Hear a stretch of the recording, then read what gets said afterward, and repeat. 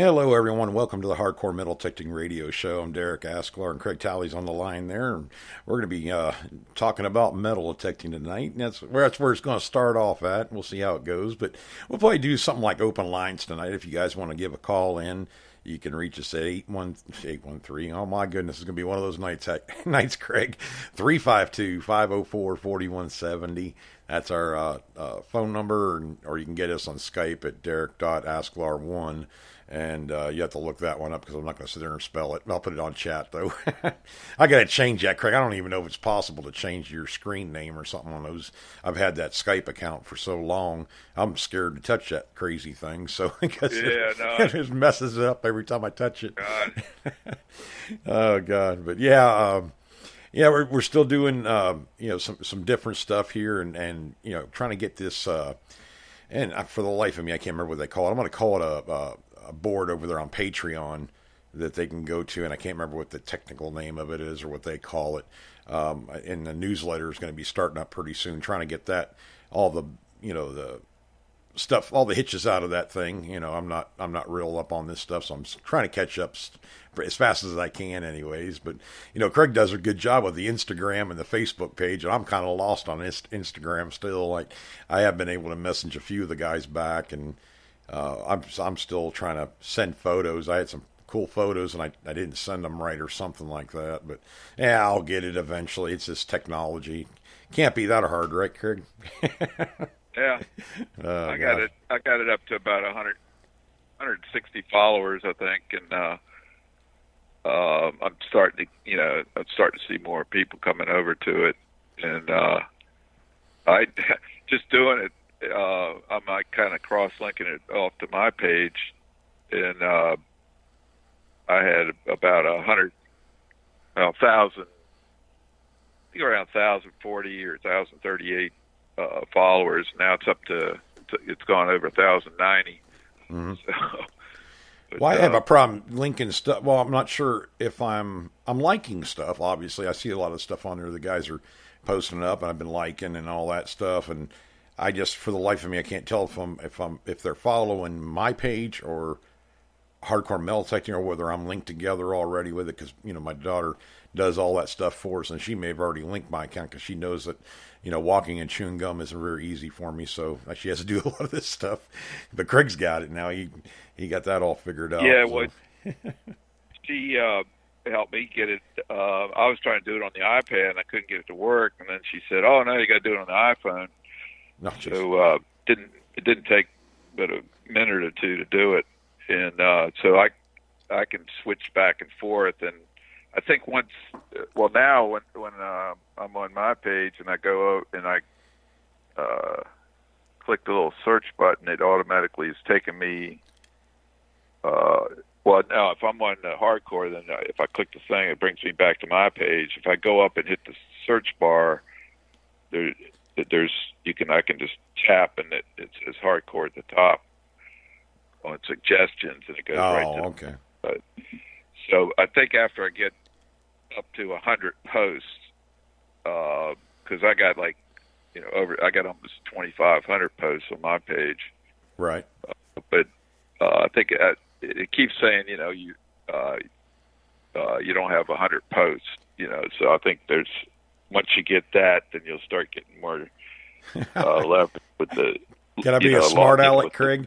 Just put post send. Never mind. I'm sorry, I'm a smart aleck like that. And now I got my 100 posts. Now I can. It's always something. I couldn't put this 100 on right away.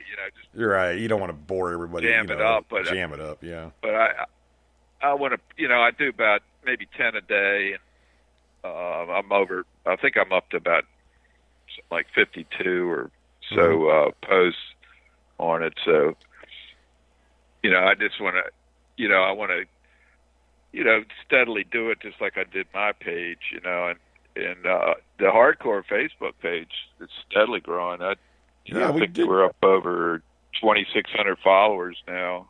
Yeah, it's doing real good. I was looking on. I got an email about that, and it gives me some analytics. I'm sure it does to you too. But I was looking at some of those posts did really. The memes do great. I love those. And I sit there and read them. Well, there's been a couple. I was on Don't Tread on Me, Dave Ettinger's, and I said I can't really post a lot of those up to onto the hardcore metal detecting one, but they're very good, Dave. I like them. Yeah, no, it's well, that's a closed group, so it's a little bit different on closed group. Yeah. But Dave, thumbs up, brother. No, they have a great. Yeah, it's hilarious. I mean, he's always like that one that I posted from Mark Hoover's. You know, that thing that went viral. Oh yeah, that was classic. I like that. And then David Ettinger put he took a profile of Mark and put it on the page and then put it up again. And so then I put it up again, and it started going viral again. I think it turned out to be wasn't it one of Mark's pictures too, wasn't it? His regular photos that he took. Yeah, so it's kind of comical that he put him on there. It was one of his photos to begin with. he took it at a big group hunt. Yeah, that was pretty good. Yeah, it showed all the people. Well, it said in the people that show their finds on Facebook. You know, and everybody was laughing their heads off because I've seen people do that. You know, right. I remember when I was the president of the Springfield Detectors Club. Some of these people would go up on these hunts along there was a bunch of them like in New Jersey all the time, back in the 80s and 90s, and it probably still is. But they would hold them on the beach. I actually went to one of them one time. And they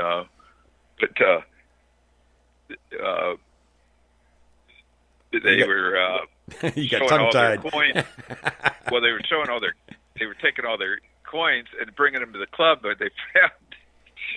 And I go, those don't count for find of the month, you know. Yeah. Come on, you know. But yeah, it's I'll have to tell you about this one hunt. We went up there, and it was a big club had put on the hunt, and all the guys had these little jerseys on and everything, and hats for their club. And we did. I think it was 2 hunts. In the first one, I jumped out to the middle real quick, and that's where everything was. And I grabbed a couple, 2 or 3 silver rounds and stuff, and so I noticed all the guys from the club lined up in a line right where the stuff was, you know. So the next hunt, they were all lined up, and I just walked up and squeezed right in the middle of them. And I could tell they didn't like it, but man, I went out there, it was loaded, and everybody else, you know, the club was grabbing all. They knew where all the stuff was, you know, and I picked up on it real quick, you know, and this friend of mine, Mike, he got all upset. You know, he goes, man, what? I said, I saw what they were doing. I just jumped in the middle like I was one of them. So I said, that's the way you got to do it. Yeah, no doubt. Yeah, I got it. There was another one where they had one of the guys that was it started at the Springfield Club. He owned a coin shop, and obviously they used to, a whole bunch of them used to go up to Atlantic City to gamble, and they'd always take their metal detectors and hunt the beaches there. And one time they got there, and there was like Perry Como or somebody was singing and on the beach that night, and all these people were in tuxedos out there on the beach. So this guy told all the guys, he goes, man, you know, all those rich people out there, man, there might be some good jewelry, you know. Yeah. He walks out there, and he finds a $10, I think it was a $10 gold piece with a gold chain on it. Oh my God! And this is a guy that had the most luck you've ever seen. You know, he just, I don't know, you know, he's just one of those guys like my friend Howard, where Howard won the lottery for $1.7 million. Jeez. Just, you know, he would go to Atlantic City and he'd hit these $1,000 jackpots all the time. and I just want a couple good you know, luck times, Craig, because it seems like yeah. the only kind of luck I have sometimes is bad luck. But but I yeah, hate you're right. gambling. Everything, some people have that gift. Everything they touch turns to gold. God bless them. I I just tell you. think gambling is boring, waiting to score, and then when you don't, you're all upset about it.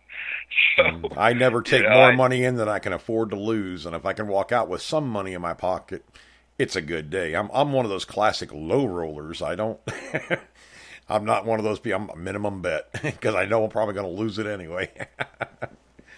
I do have these fun. YouTube channels where these guys all these scratch off tickets on the YouTube channel. Oh yeah. But at least you can see how how they got so many different types of lottery tickets. It's unbelievable. Gambling is huge. It's I don't even know if they have any of that stuff up there in Atlantic City anymore. Oh, It all crash.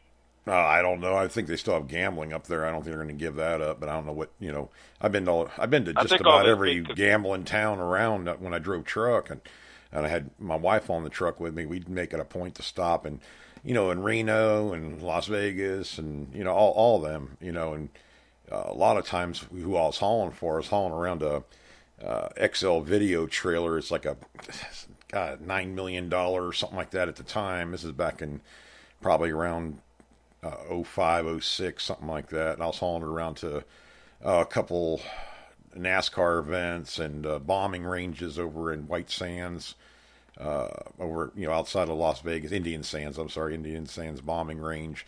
I'd take it out there and set it up. It was like it was about 30 foot screen that comes out of the top of the trailer. It had its own generator and everything. You can actually, the military would have all their, I don't know, cameras or whatever, and it'd be, shooting footage of the planes coming in and dropping bombs and this and that. This is before, actually that was a little bit earlier than that. It was before 9/11 and all that. That had been, I guess I'm losing track of time in my old age, probably around 99 or something like that, because we got to see all the stealth fighters and bombers. It was a cool job, but they would pay for me to, bring it out there, and it'd be there for a week. And so Pauline and I'd go out there and we'd, set up the Videotron trailer or whatever you want to call it. We call it XL Video Trailer, and they'd pay us layover pay. It was, $350 each, paid for our hotel rooms, meals, and gave us a gambling expense. And, so I'd sit in there and, it wasn't a ton of money, but we had a ball, man. I sat down one night, I played, I think it was 17 hours straight. I played Let It Ride and Blackjack. And, I wasn't really losing. I'd win, I'd just keep up, I'd make, a couple good hits, and I was able to sit there and gamble a little while longer, but, and they always give you free drinks. So, and I'm thinking, I don't want to get, drunker. I'm just going to drink wine. I never drink wine. I'm a beer guy or whiskey guy or something like that, but I decided that night to have some wine. Well, like I said, 14 hours later, my wife came down and she goes, "Are you about done? Don't you think we ought to go to dinner and stuff like that?" And I stood up and I'm like, I think I better go to the room because I don't know how much wine I had that night, but I didn't lose anything. So figured that was pretty good, but it was kind of cool. We'd take that thing around, and we parked in like Houston, Texas for a week for they had the bike races, the race, the guys that race the 12-speed bikes or whatever. I'm not really into that, but we parked there and we had like I said, a free week paid over there, so we'd go sightseeing and stuff. And this is, I should have been taking my metal detector with me, but we just never seemed to have the time to stop or do that, or didn't know anybody, and I wasn't really on the internet or nothing like that.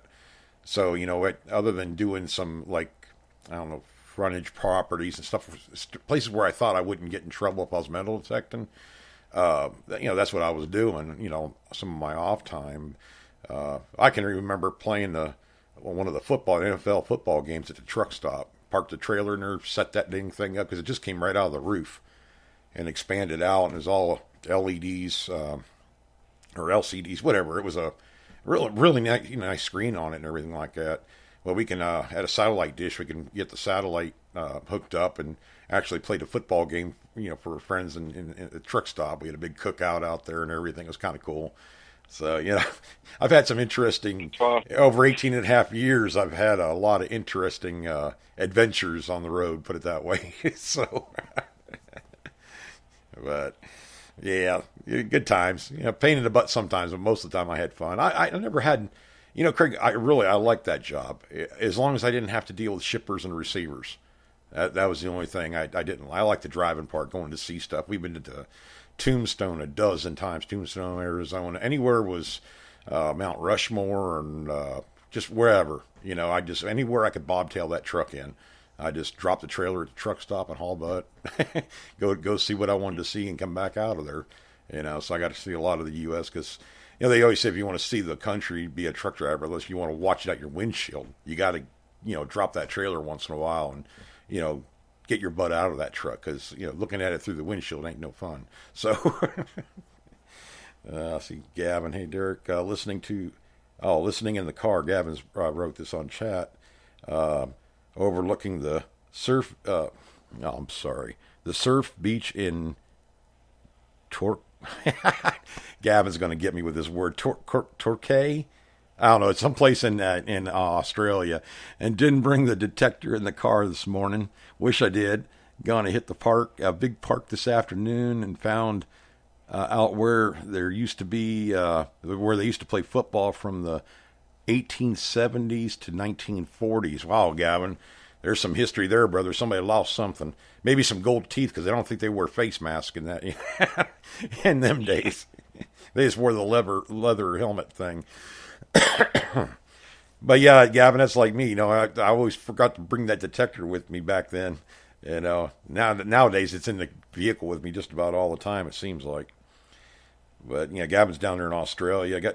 I don't see Peter on here yet. Peter Beaufoy, he's over in New Zealand, and he's a relic hunter over there.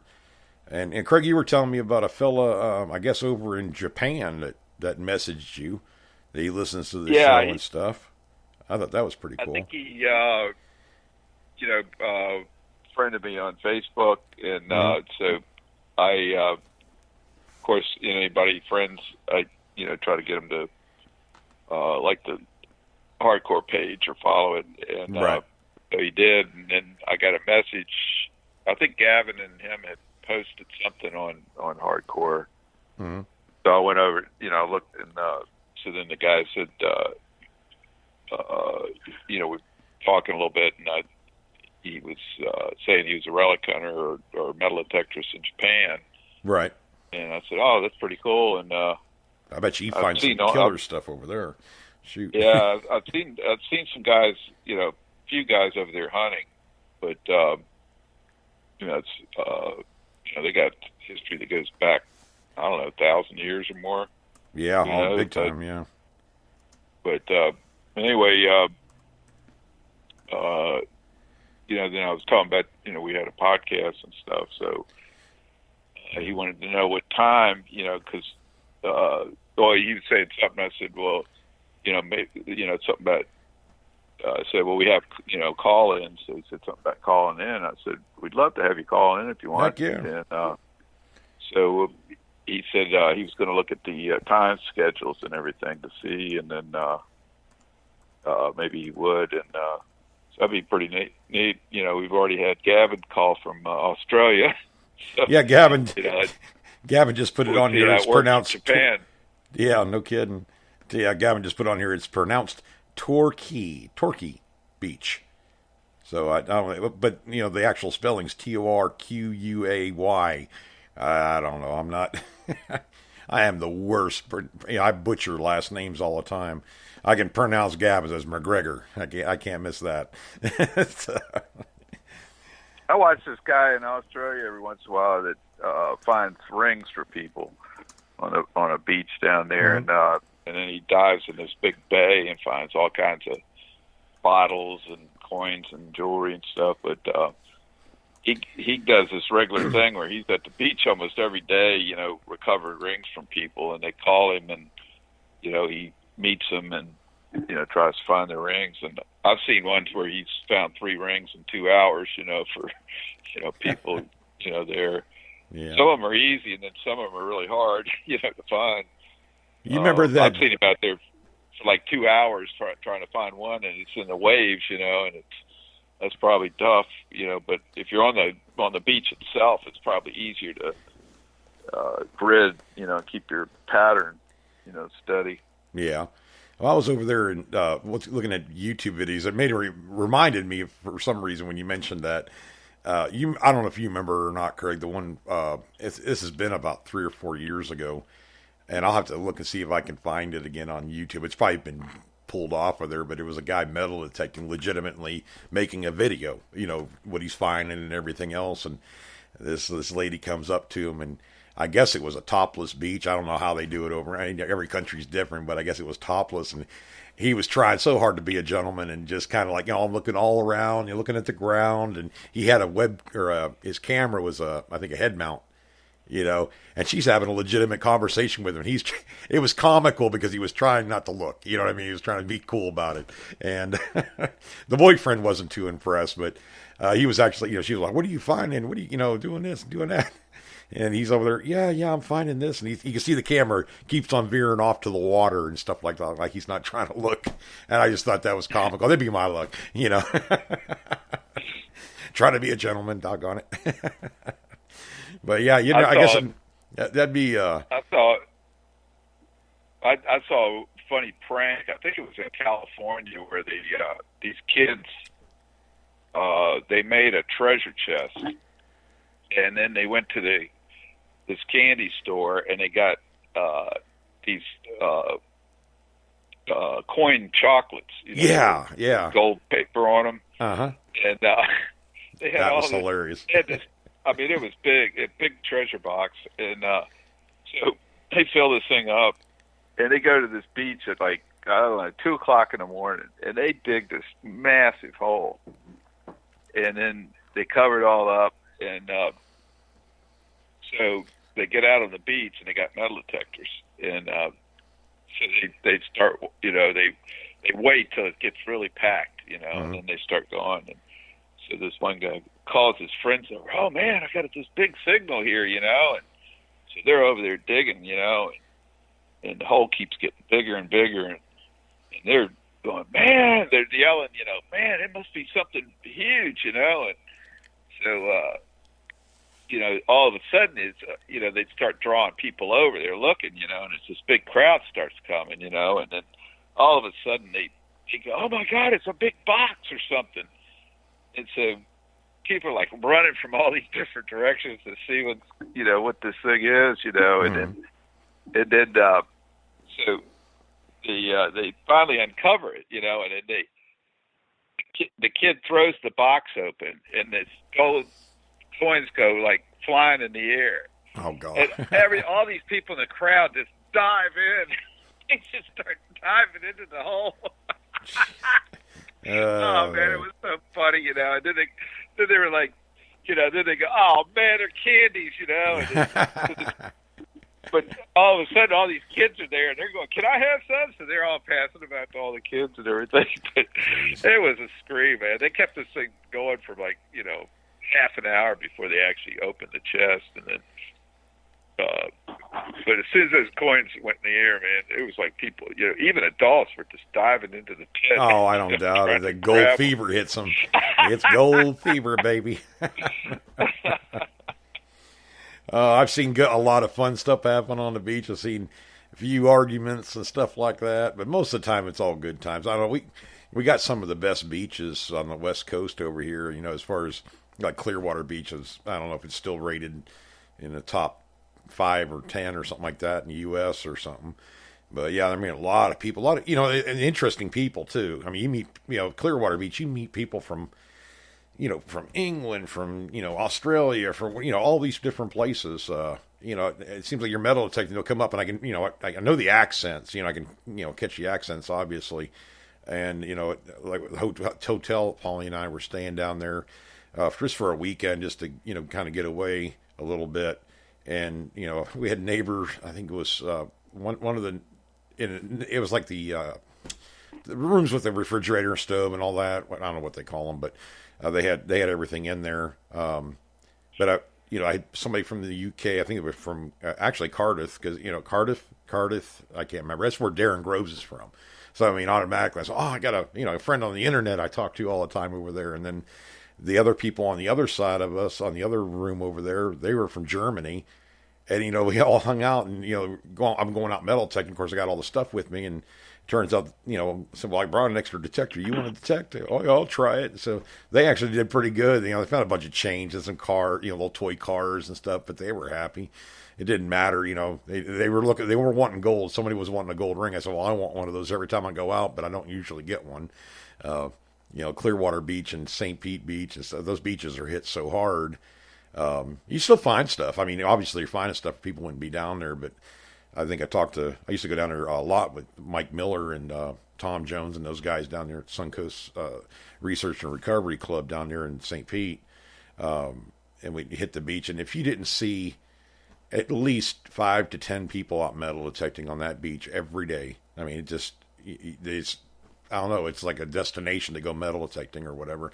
So that you can imagine the beach is hit pretty hard, but we still come back with at least a half a fine bag full of stuff, at least some change and stuff like that. And Mike always seems to find, Mike Miller, man, I tell you what, he's got gold radar. I mean, I think the last 2 times, and one time he found a ring, and the other time he found an 18 karat gold pendant. And it's like I've seen guys, and everybody walked over the area. I mean, Mike has a gift, man. He could find that gold, and Tom Jones is always finding the gold stud earrings, those real small earrings. I mean, he's got that down to a fine science right there. He can nail those things, no problem at all. I got a couple weird, I don't know what I think they're sterling silver bracelets and stuff like that, Craig, and real deep, right by the water's edge. But I mean, it's like almost a foot down. It was a pain. I caught it on the end of my shovel. It's the only reason I got out my sand scoop. That's how deep it was, because you know how the hole keeps on collapsing and stuff like that as you get deeper, especially by the water's edge and everything. But yeah, I mean, it's incredible the amount of stuff on those beaches. And you do dig junk, bottle caps, pull tabs. Believe it or not, Craig, ketchup wrappers, the ketchup packets. Those must have aluminum in or something. I nailed those. There were 3 Musketeers bars. I don't know how, there can't be that much aluminum in that wrapping, but I swear, man, at least a bliss tool will pick them up. I can tell what they are because they break up a lot, but I still want to dig them because, if you get any kind of signal at all on a beach, you want to dig it, because you never know what it might be. But yeah, I've got my fair share of those. Yeah. They used to make everything with aluminum wrappers or something, but this is like a plastic mixed with aluminum. I don't know if you've looked at one lately or not, but they're different than they were back in the 80s. I know that much. So, of course, that's 30 years ago. I'm showing my age again. So, actually longer than that, Craig. It might be 40.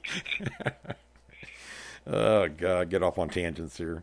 But yeah, Gavin said that was pronounced Torquay Beach, I guess. And I've never been to Australia, but guys, Craig, it's one of my destinations. I'm going to hit everywhere. I'm going to go traveling one of these days and just kind of go on a year-long hiatus and just go. Yeah, I remember when my brother and his wife went to Australia and New Zealand, and I took care of his Siberian Husky the whole time. It's a really cool dog, but anyway, when they got back, Eric said, everywhere they went to swim in Australia, the people looked at them like they were nuts because there was something that was going to kill them in the water. Well, they got freaking great white sharks and killer whales and everything else over there. Mm-hmm. Those sharks are some the great whites, man. I tell you, I've watched some of those documentaries about the seals. They're going after the seals and they're jumping out of the water and stuff. That's pretty cool. I mean, I like sharks. I don't know. I'm not going to jump in the water and play with them or nothing, but I like sharks. So I'll sit in the boat and watch them. But yeah, I've seen some. They said if they ever went back, they would probably go to New Zealand. Mm-hmm. It was just they said it was just totally different type of country, Yeah. They've been to Europe and stuff, and New Zealand, but they liked Australia. They said it was, the people were great and had a good time, but there was nowhere to, nobody went in the waters, even inland. There was like all kinds of weird things that, bite and stuff. Oh yeah, kill people. Sting people and stuff. I don't know. I guess anywhere over there, Craig. I'd go to. I'd like, if I had my way about it, be in, Italy, Spain, the UK, and shoot, Sweden, Denmark, Germany, Russia. I'd be metal detecting everywhere. I'd pick a new place every month and just go there and metal detect for a month if they allow me. So there's all kinds of different rules everywhere. But I mean, just to find this stuff is cool. I mean, I love when I was in Bulgaria and hunted up there over there, Craig. I tell you, it ain't nothing like just roaming everywhere, just Roman ruins. I'm like, oh my God, this is unbelievable. I could hunt there for weeks and not, just leave me alone. Let me go hunting. So, well, that one coin you found was even further back. Yeah, it was a 2,600-year-old coin. That was Greek. Yeah, that blew their mind because this place has been hit. I mean, it's been hit by a lot of people.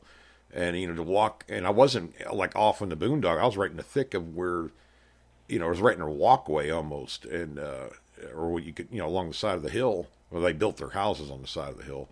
But yeah, I mean, I hit that, and, Ahmed looked at me like, I can't believe you found this. I mean, this place, I mean, the I think it was Constantine II.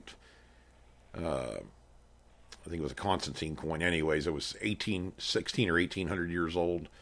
And I got that, and that impressed him. It was actually in a clay, like a red clay, powder on top. He said it was probably in a pot of some kind.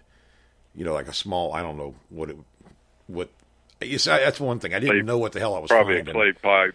Yeah, something like that. It was in there, but it was in the ground. It was the only thing, because everything else was so hard. The ground was so hard, you had to use a pickaxe. Yeah, I mean, they were using, like, pickaxes to bust the ground up. Did you see, like, tiles on the ground, like red tiles? Yeah, they did have the reddish tile, mostly stones. They were like, the houses collapsed and they were still, and it's like little piles, not little piles, they're pretty good sized piles of stone everywhere. I mean, all the way up the side of the hill, down to the bottom, all the way back up the other side. And it was just as far as the eye could see, you didn't see anything modern at all except for the vehicle you drove in on. No power lines, no nothing. It was out in the boondocks. And, I guess a status, I can't remember what the status was. He said, I can't remember if it was the higher up the hill you are, the more status you had, or something like that, or maybe it was lower on the hill. Probably so. Yeah, but I mean, you could tell that the buildings, or their houses, or whatever these things were, they some of them were really big. And they said, he told me that some of them were gathering places and stuff, but that Goddess of Goodness coin I found, that's a Greek coin, and it outdated it by more than, he said it was 2,600 years old. And I guess 1,800 years old is back when the Romans were there. So I don't know, well, put it this way, Greece was 10 miles away. So it could have very well been, the Greeks, they changed borders or whatever. Well, that was part of Greece at one time. Yeah. They were an empire and stuff. Right. But so much history, so much. I mean, you could just, everything. I was finding they wore sandals or whatever you want to call them, and they had metal plates on them, get worn down, whatever. I'd find those everywhere, laying on the ground. I mean, they're just, stuff, nails everywhere. These they look like damn railroad spikes, but they're real small, like a square nail with a big head on it. And you'd find those, and, Ahmed was laughing because I was picking them up and putting them in my find bag. And he goes, why are you picking those? Are nails? I said, yeah, but they're 1,600-year-old nails, brother. That's relic right there. And he'd start laughing. He probably thinks we're crazy Americans. I don't know. It's stuff we just don't find over here, not that old. So, yeah, I mean, I'd travel to any country I could if I can, get a coil to the soil. That's all that matters. Well, without going to jail, put it that way. I don't want to go to jail. But, yeah, I mean, it's, I don't know. I just like, and it seems like no matter where you go to and the people you talk to, we're all like-minded in the hobby, it seems like.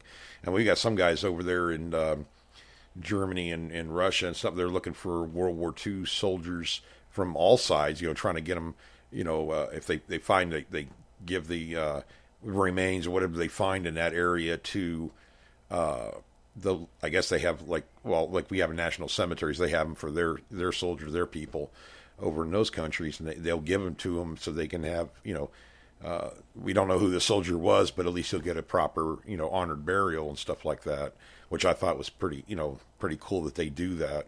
and it's on TV. You know that I can't remember the name of the show right now off the top of my head, but I was watching it, a couple of weeks ago, and I went through a couple of the shows, and that's what they were doing. They were looking for. They'd find these, I mean, sporadic like bunkers and stuff like that. The World War II bunkers. They dig themselves in there, find all kinds of stuff, Craig, helmets and binoculars and oh gosh, grenades or whatever. I mean, they found all kinds of weird stuff in them those trenches, I guess you'd call them. You know, they had a lot of those. Or maybe it was World War One. I can't remember. But at any rate, they're doing a good thing and they're having fun. A lot of those places, it's a crossover between World War One and Two. Right. Well, I know that they said, they were able to sometimes be able to tell what was around the person, or I think one time they found an arm or something like, obviously a bone, but they found it because they were digging around with a metal detector and they found like a razor, so a personal item that belonged to that particular soldier, and they could tell by the maker's mark it was Russian or German or whatever. And they said, well, this is probably a German soldier, Russian soldier. So they were kind of, they're guessing a little bit, but they're doing it in a professional way. But they had fun doing this, and they're doing a good thing for somebody else, giving them closure or whatever.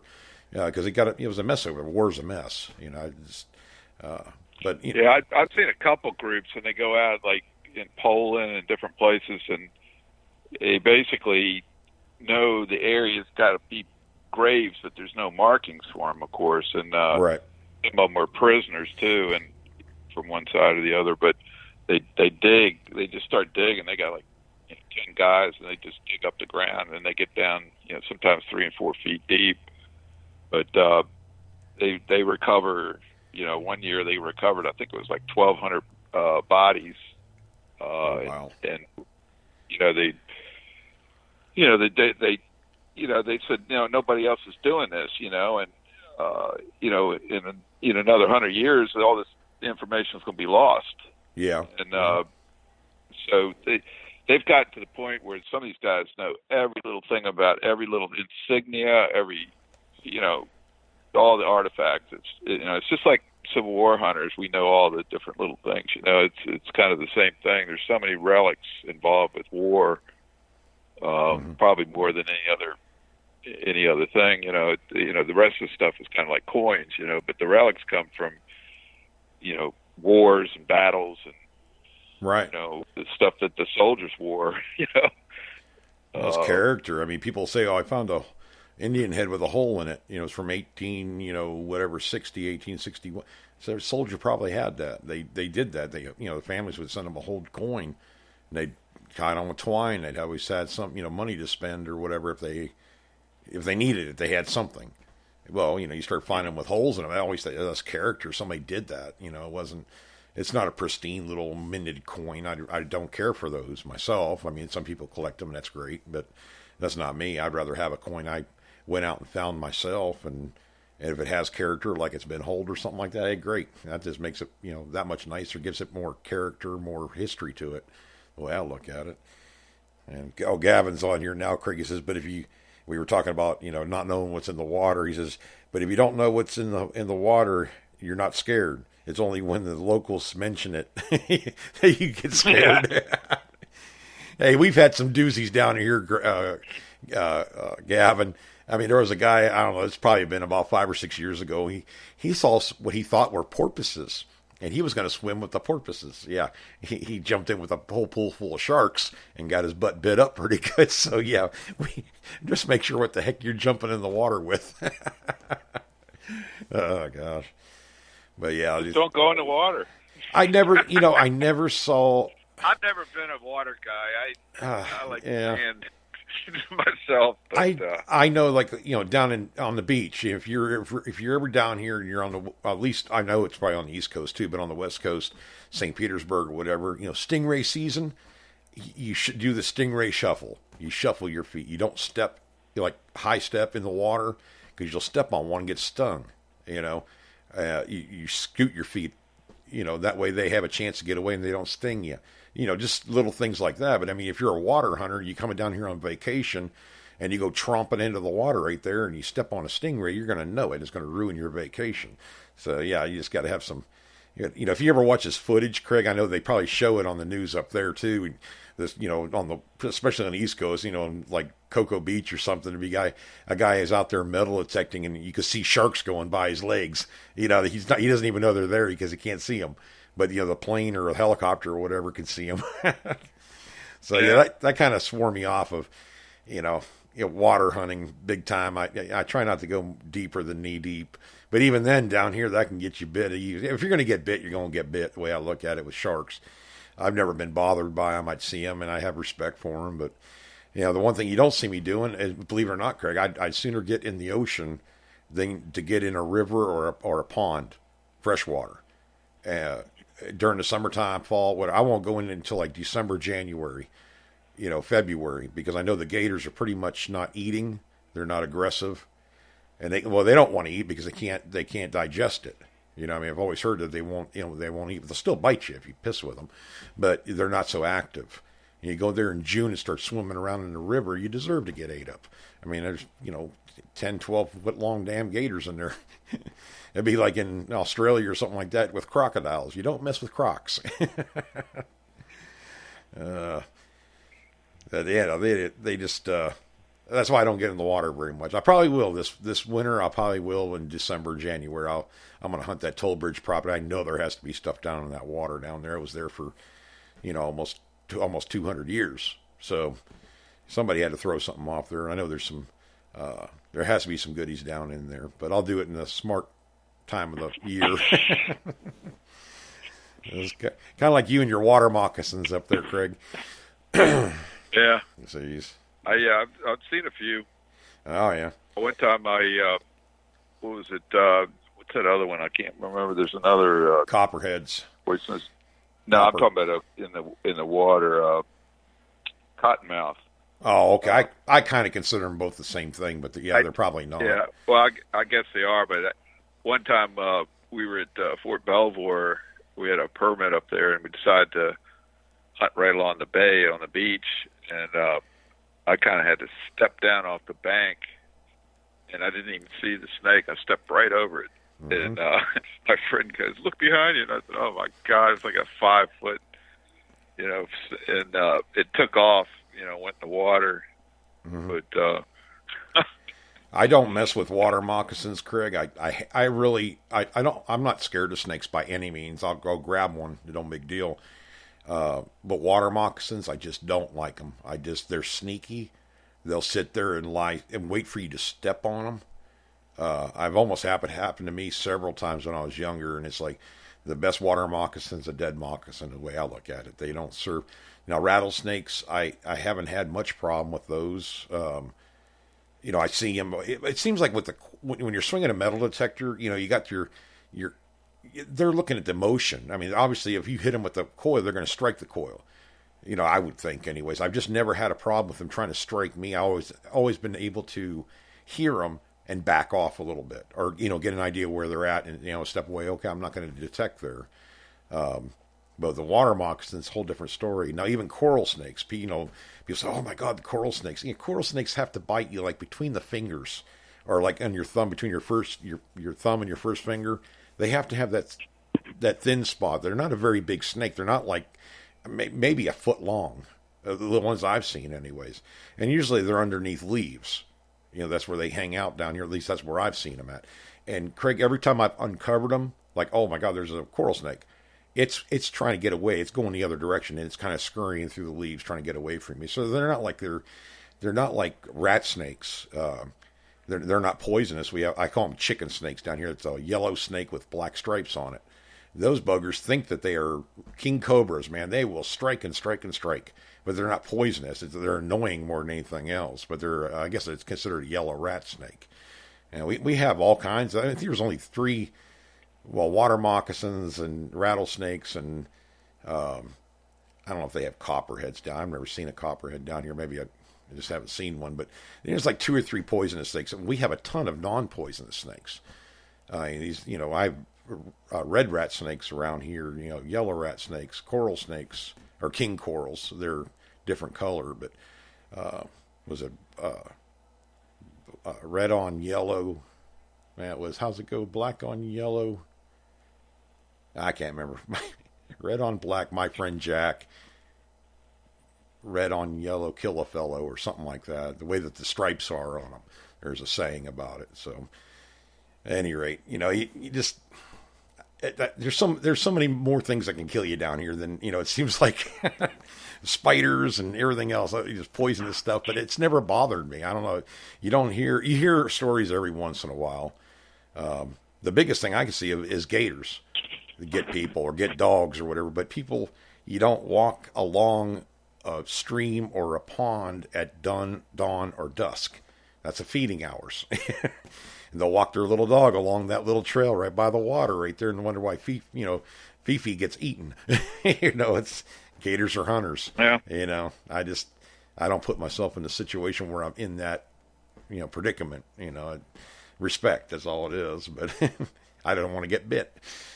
And really, I don't know if I'm afraid of getting bit. I'm just worried about the infections you get from the things. I guess they do have pretty nasty mouths on them as far as, germs and everything else. That'd be my luck, to survive the bite but die of the infection, right? So, got on all kinds of weird topics. We supposed to got bobcats up here. I've never seen one, but I heard of one being trapped pretty close by. Yeah, we have those down here. We too. got sightings of bears, but they seem to be running away from people. They don't really. They're kind of all these little farms just strung out over this 9-mile area, and it's just there's all these huge fields with little patches of woods all over the place. Some of these people own like 100 acres, so there's a lot of places for the animals to hide and stuff. Yeah, I guess they have them in Orlando and stuff. Brooksville, I've seen bears in Brooksville, Florida. That's right 12 miles from me. Never seen one in Sumter County, but it doesn't mean they're not here. But, I've been out in a pretty desolate kind of areas where there's not a lot of humans around very often. Never seen a bear or a bear track in my general area, but I know that I've seen bobcat.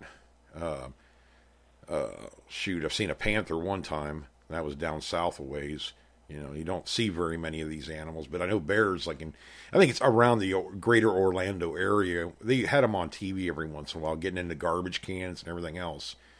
I don't know if it's as prevalent now, but it was a couple years ago anyway. So, people it kind of surprised me too. The black bears, I seen them along the interstate and stuff at night. Your headlights hit them. It's like, oh my God, it's a bear. You don't expect to see them in Florida. It's supposed to be palm trees and coconuts. So yeah, they have to vacation too. Well, then I have days like it was the other day when I took that. I put that video up on Facebook, Craig. I don't know if it came out good or not. It was just spur of the moment. I'm sitting out there on my back porch having coffee, and a deer walks right, within 25 feet of me. And after I did that footage, he looked at me. Or looked in my general direction. I guess maybe I wasn't moving around a lot, but and then a doe come back down through the other side of my property, and they just went to the back part and jumped over the fence and went. That's the first time since I've been here that I've seen a deer on the property. I've seen them out in the roadway walking down the road, believe it or not. So that kind of surprised me. He walked up the way he did, but coyotes, stuff like that, hogs. Wild hogs and stuff. Those kind of bother me, Craig, because you don't want to get in between a mama sow and the babies. But they're so skittish, they kind of just take off. But we have a pack, I don't know what you call them, herd or a pack. I don't know, there's like 65 or 70 big hogs. And then you have all the babies too. So I don't know what the situation, I don't want to get in the middle of that pack either. You get massacred, but... But they sooner probably run from you than anything else, as long as you're not blocking their exit. So, but we got a lot of birds that fly through here, and a lot of hawks, and all kinds of vultures, and I've seen the eagles fly right over the house a few times. Bald eagles, but it's pretty cool. Sometimes there's certain birds like. What the heck, like the catbirds. If I hear a catbird, I know there's a cat around, or there's some kind of predator type animal around. They'll just start talking. Yep. Birds, are they're always like, I guess a lot of them warn like other birds that there's a predator around. They do these calls, Blue jays do it too. I used to feed the squirrels peanuts in my over at my house in Alexandria, and I actually got the squirrels to take the peanuts out of my hand. But one of the squirrels actually used to rest her feet or front paws on my fingers while she ate it. Oh, jeez. Yeah, but and people were amazed. But it took me like a couple weeks for them to, they would get closer and closer, and that last inch was the hardest, But I'll tell you what, Craig, you don't want to get bit by one of them. Not that they would. Well, I guess they would bite you if you mess with them. But I watched a show, this new one out called Alone. I don't know if you heard about it or not. Kind of survival. They've sent all these people out there, and whoever can survive the longest in the wild. I think they're in Antarctica or something like that. I can't remember where it is this time around. But there was a lady on there that, she'd been surviving for like 20 some odd days out there already, and she caught a squirrel in a trap, but it didn't kill it. So I don't know what the hell she was thinking. She reached down there to pick it up, and that thing bit her, Craig, and I'm telling you, it bit right, it just pierced her skin.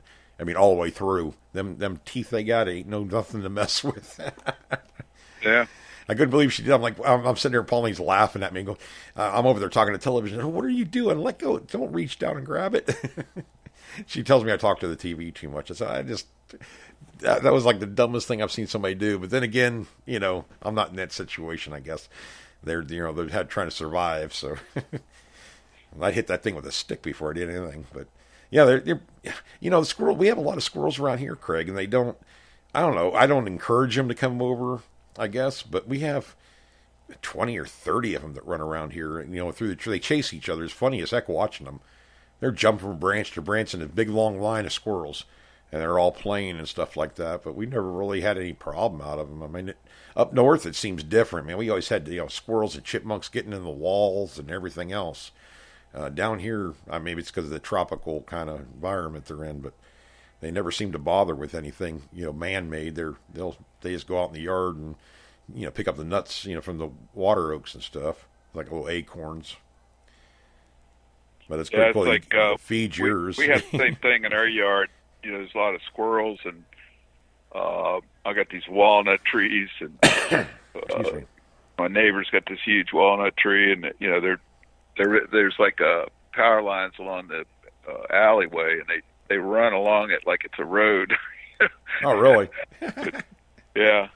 And we had a whole bunch of little babies, in the spring, and they were like all in a line running down one day chasing each other. It was pretty funny, but they, I guess there's a couple trees that have acorns on them too, but the cat next door, Kit Kat, big giant female Angora Siamese, and she's they were people next door had they were the stupid squirrels were up in the chimney, and they'd been in there for years. Oh, and God. It took this cat about 3 weeks to kill every one of them.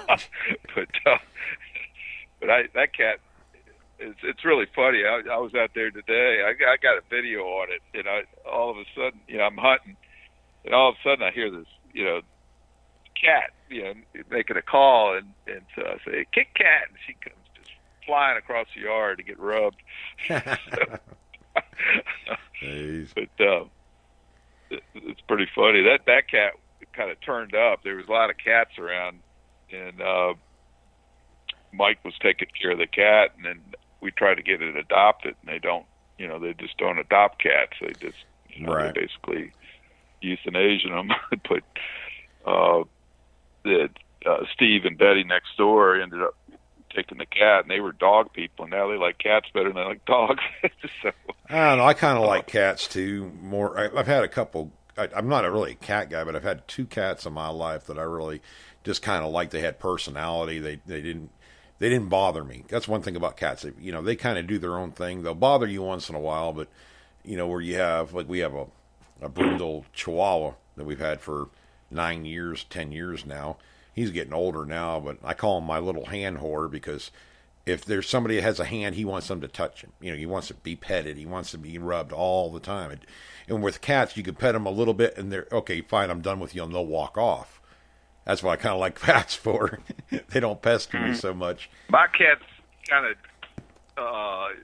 he wants to be petted, but he knows he gets petted right when I wake up in the morning. He gets petted, and then right before we go to bed.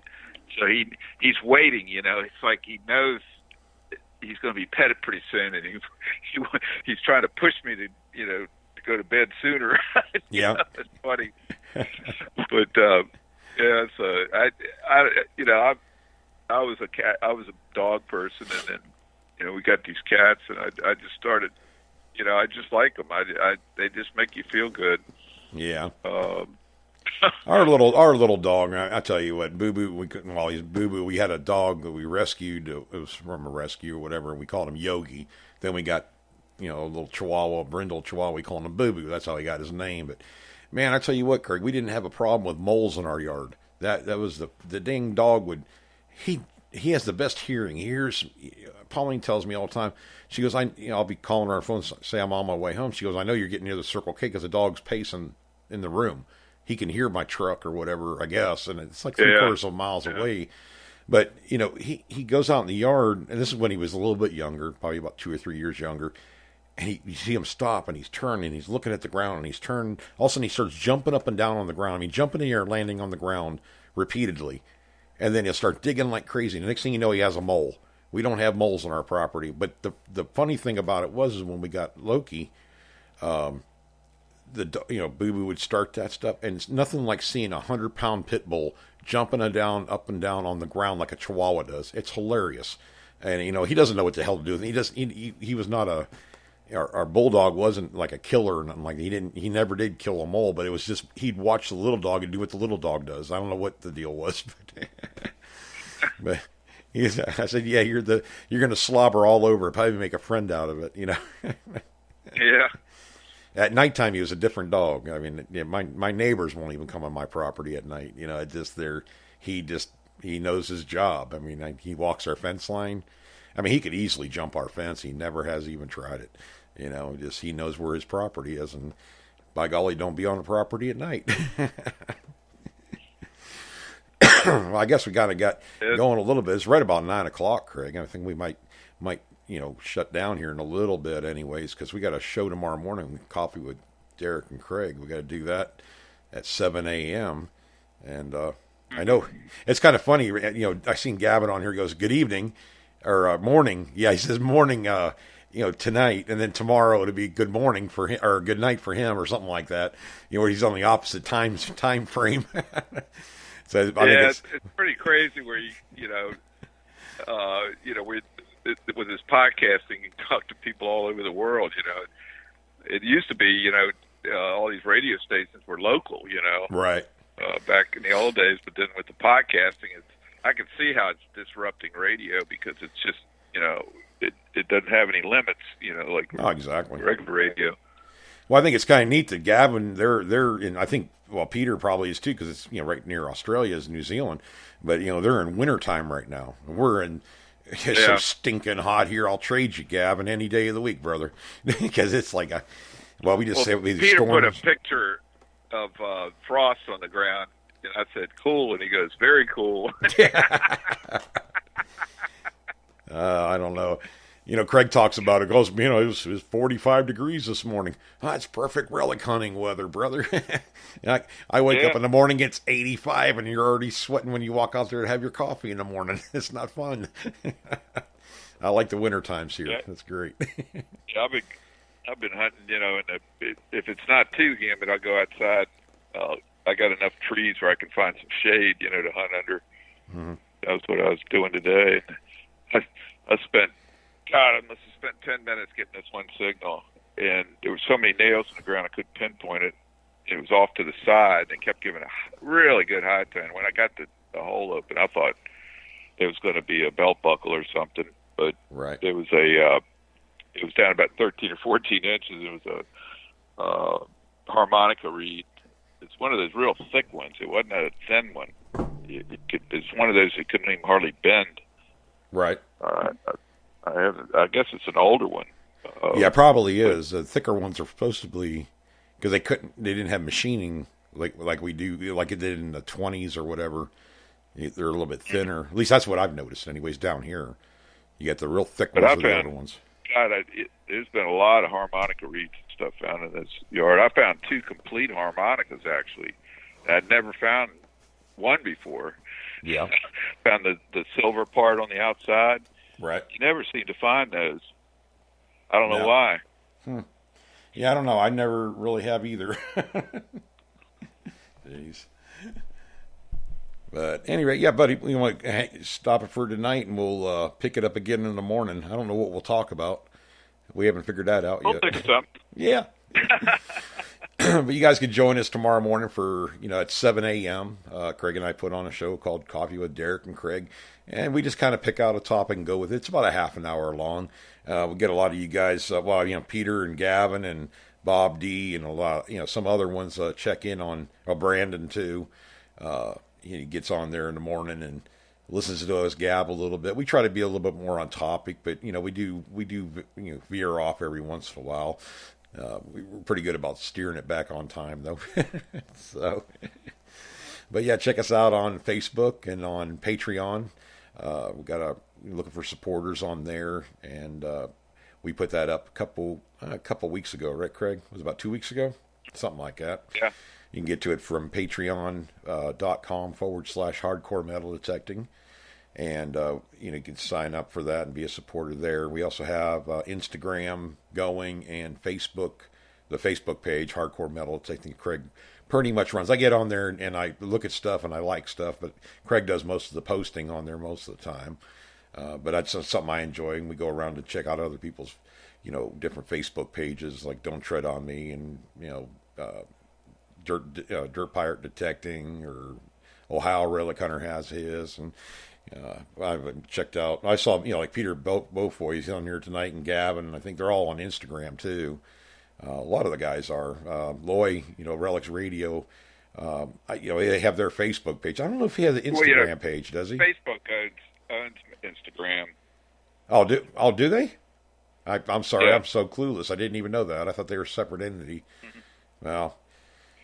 Yeah, I started doing Instagram about a year and a half ago, and I it had an account, and I really hadn't used it much, and started posting stuff, and I started picking up a lot of followers, and a lot of relic hunters and a lot of coin hunters and stuff show their finds on there, and it's there's no drama on there. There is some.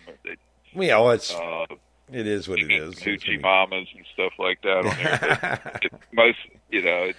It's kind of like that with all the platforms, Oh yeah. But they want to be your friend, Craig. They want to be your friend. Yeah. But mostly it's like, you're doing little short videos and photos, so it's kind of a neat thing to keep up with people, but you don't have to stay on the platform real long. You can kind of catch up on what people are finding with the several pictures, and well, I like it because a lot of people from around the world, the other relic hunters around the world are on there, so you get to see all this. Well, it's probably regular stuff to them. They probably find it all the time. I don't know, but I mean, I think it's pretty cool. A lot of the different coins and stuff. I was looking at a couple, and they look old. Well, they were in the 1800s. I think Gavin found one that was 18 something. They're in Australia, but I don't know what the hell I'm looking at. But I mean, I know it's a coin and it's old, so that's for me. So relic coins. I just like checking out everything. One guy found a silver goblet or something like that. I can't remember what country big old silver pitcher or something like that he found in the ground. That was on a couple days ago. I'm sure you probably come across it, Craig. But yeah, there's a lot of different stuff on Instagram. I like it a lot better, I think. I still go on Facebook. I don't post up quite as much as I used to. So. But anyways, you can check us out on, Thursdays and Saturday nights at 8 p.m. Eastern Time. And then we're on Mondays and Fridays for sure at 7 a.m. And most of the time on Wednesdays too. I just never know from week to week. So usually I try to do an archive show if we're not going to be on. So thanks for thanks for listening. Be sure to like and follow, and check out the other shows too, like Relics Radio with Loy and Mark Hoover and Tennessee Jeff. They put their shows on the same time ours is on Thursdays, but they do other stuff too. They have different guests on, different format than ours. So it's kind of nice, all about metal detecting, just a different way. So y'all have a good night. Keep digging, and God bless.